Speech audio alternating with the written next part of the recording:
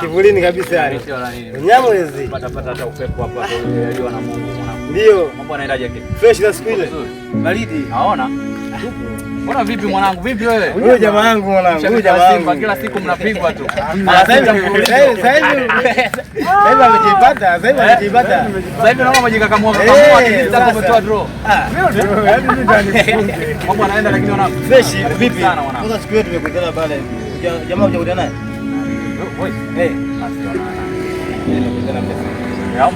Kabisa. Leo hujui.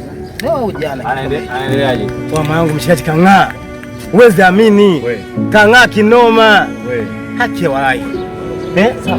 Sasa hivi leo ushauri wako?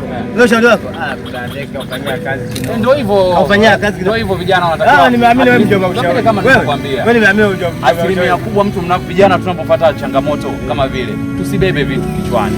Mnakaa, mnashare. Mnaposhare mnapata utatuzi. Unapomkabidhi jambo lako mtu unaona kabisa liko nje ya uwezo wako.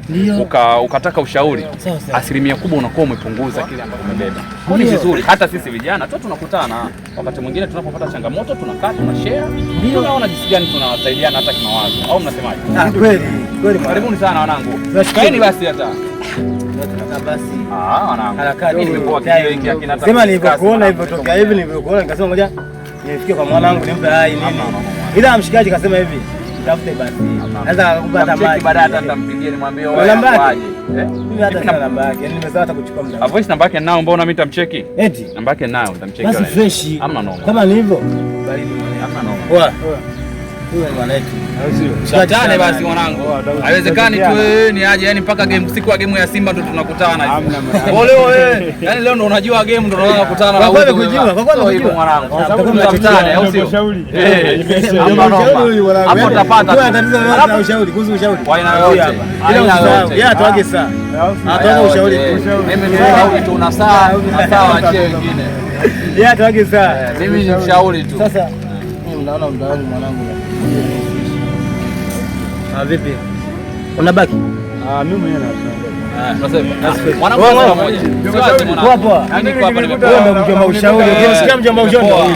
Hamna shida chochote kile mnachoona kabisa kiko nje ya uwezo wenu. Ndio. Nifuate hizo ushauri. Nitawapa yale ambayo mimi ninayo. Tunabadilishana.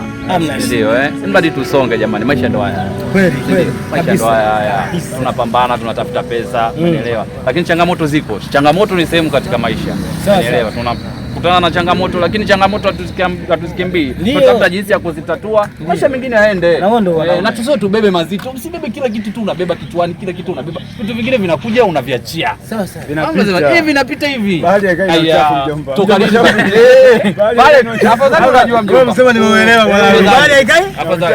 Afadhali. Imeisha hiyo. Pamoja sana.